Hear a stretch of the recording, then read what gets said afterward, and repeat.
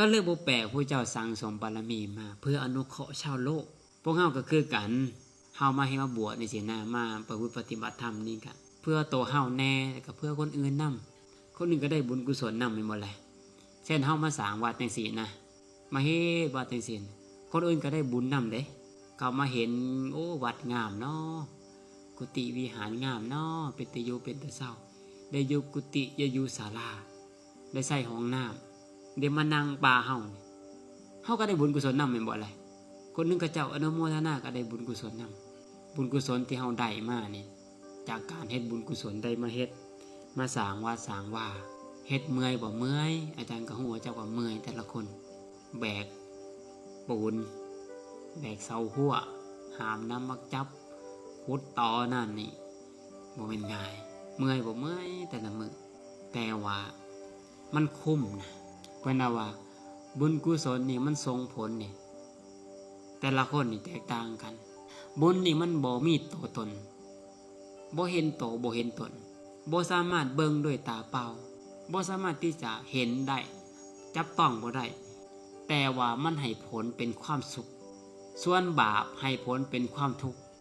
ลักษณะคนที่มีบุญสังเกตเบิ่งมีเสียงไพเราะ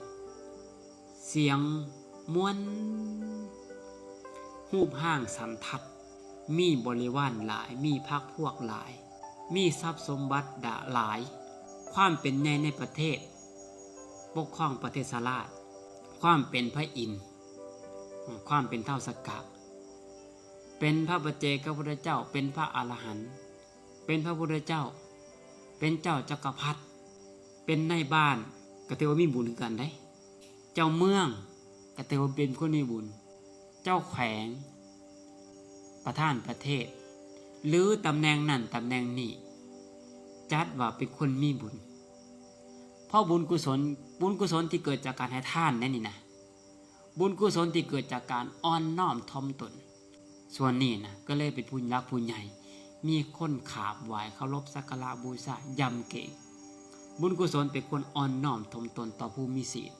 แต่ว่าบุญกุศลนี่มันจับต้องบ่ได้บ่สามารถที่จะสัมผัสได้แต่ว่าผลมันก็คือความสุขมีเรื่องเล่าเรื่องหนึ่งมีพระกรรมฐานองค์หนึ่งพระกรรมฐานองค์นี้ถือกฎถือบาตรใส่ผ้าดำๆย่างไปคำใส่นอนหันปฏิบัติธรรมบานีมือหนึ่งเล่าขามแม่น้ำบานีไปหอดมีคนพายเรือขามฟังนี่ไปหาฟังนั่นผู้ใหญ่อันนี้แหละมีนาทีทรงคนฟังนี่ไปหาฟังนั่นบานีมือนั้นเห็นพระมาพระองค์นั้นก็เลยขอเพิ่นออกนี่ขามไปฟังนั่นได้บ่ปกติแล้วคนนี่ต้องให้เงินนี่บ่ล่ะ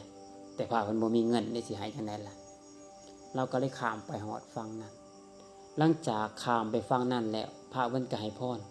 ขอให้พวกมีความสุขเด้อขอให้มีความสุขทั้งกายสุขทั้งใจขอให้ได้บุญหลายๆเด้อพ่อก็นั้นก็บ่เข้าใจบุญมันเป็นจังได๋คะหน่อยอาจารย์เอาบุญก็มีความสุขหั่นเด้เป็นโตจังได๋บุญอ้าวเอาก็พ่อก็มีความสุขทั้งกายสุขทั้งใจนั่นเด้บุญมันจับต้องบ่ได้เบิ่งบ่เห็น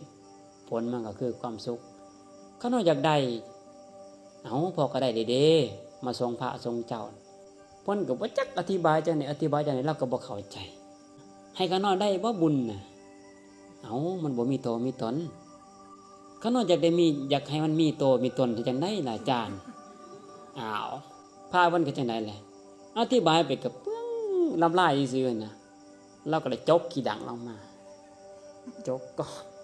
ก้อนขี้ดังมาก่อนหนึ่งมุมปุ่มมันเป็นปุ่มเนาะซ้ำหลอดนี่แหละอ่ะแบมือมาพอแบมือไปให้เขาน้อยให้จังได้นี่ให้เขาน้อยถือจังได้อาจารย์เอาพอก็อมไว้อมเข้าไปโอ้บุญนี่เป็นตัวเข้มๆเนาะอาจารย์คงสินัวเอาบ่แหละอธิบายให้ฟังบ่เข้าใจเนาะสัมผัสตัวจริงซะเข้มๆเนาะอาจารย์ว่าซั่นแซ่บบ่บาด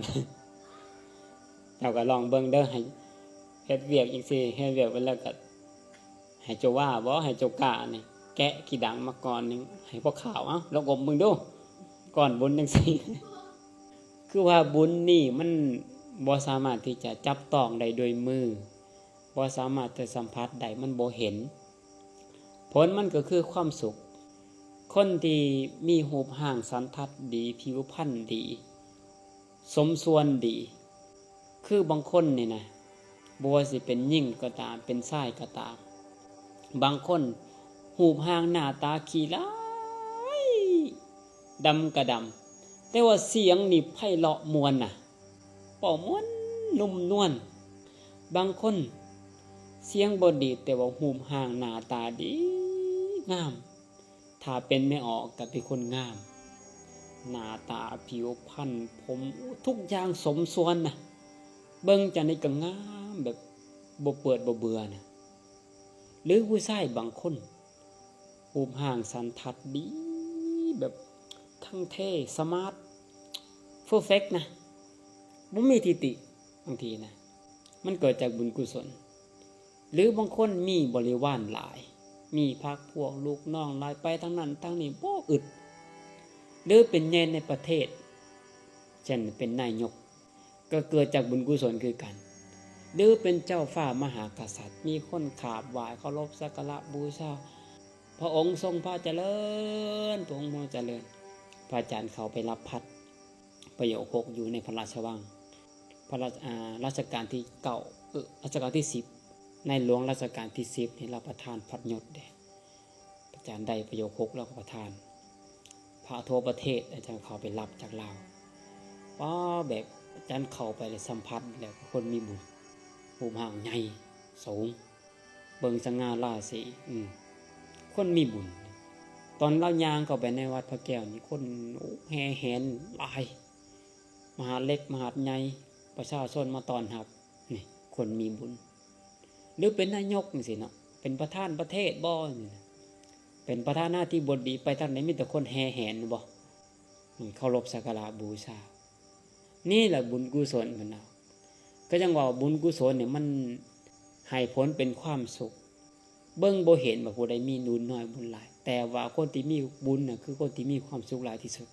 พวกเฮาก็คือกันมาสร้างเหตุมาเฮ็ดบุญกุศลพระอาจารย์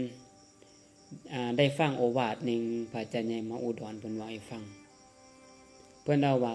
ข้าน้อยเนี่ยเกิดมาชาตินี้นะคุ้มสุดคุ้มหนังสือเขาน้อยก็ได้สอนสติปัญญาก็ถือว่าดีเพิ่นว่าเฮียนมาก็ถือว่าเต็มที่สร้างวัดสร้างว่าเฮ็ดนั่นก็เนาะเฮ็ดเต็มที่ไปสร้างบ่อนนั่นไปสร้างบ่อนนี้คนเขานั้นก็ได้สร้างอีหยังก็ได้เฮ็ดเบิดตายศาลนี่ก็ได้คุ้มค่าแหละคุ้มที่สุดถึงเขาจะเกิดเป็นอีหยังก็ตามเขาเฮ็ดบุญในชาตินี้ถือว่าคุ้มทุ่มเทสุดหัวใจเฮาคือกันมานี่เมื่อยบ่เมื่อยอาจารย์ก็ฮู้จักว่าเมื่อยแต่ว่ามันเป็นบุญกุศลจงภูมิใจเฮ็ดด้วยความตั้งจิตตั้งใจมันจะเป็นบุญกุศลเฮ็ดโดยจิตโดยใจโดยศรัทธามันจะเกิดบุญกุศลอย่าเฮ็ดไปน้ำจมไปน้ำหายไปน้ำเมื่อยกับพักพรนะและกับบุญกุศลมันจะเกิดมหาศาลเด้เฮาจะใช้แต่ศาสตร์นี้แล้วก็ช้าต่อไปก็ใช้บ่เบิดบุญกุศลเฮานี่จงภูมิอกภูมิใจพระอาจารย์เมื่อยบ่ตั้งแต่เฮ็ดมานี่เมื่อยบ่เมื่อยแต่ว่านึกถึงบุญกุศลยามใดนั้นก็มีแห้งมีกำลังจิตกำลังใจบ่จึงให้พาพวกเฮาเฮ็ดนั่นปลูกต้นไม้บ่หามเสาบ่เฮ็ดครัวบ่ไหว้พระสวดมนต์แสดงธรรมเฮ็ดอันเด่นนี่พาเฮ็ดพาสร้างทั้งบอกทั้งสอนเฮ็ดให้เบิ่งเว้าให้ฟังส่วนแบบผู้ใดสิตั้งใจสำใดเนี่ยมันเป็นอีกเรื่องส่วนบุคคลพวกเฮาทั้งหลายก็จะพากันลิ้นลายตั้งตั้งใจฟ้าเฮ็ดเผาแล้วเมื่อยก็พักนะมันจะได้เกิดบุญกุศลได้เอามื้อนี้ก็พอสำนี้ก่อนเนาะเฮาก็เมื่อยมาเบิดมื้อแล้วมื้อนี้ก็ได้เอาขออนุโมทนาสาธุขอให้บุญคำบุญสูตรอยู่ดีไม่แห้งขอให้มีความสุขทางกายสุขทางใจขอให้เจริญในศีลในธรรมขอให้ประพฤติปฏิบัติธรรมสะดวกจนเป็นเหตุเป็นปัจจัยได้บรรลุมรรคผลนิพพานจงทุกท่านทุกคนด้วยเถิด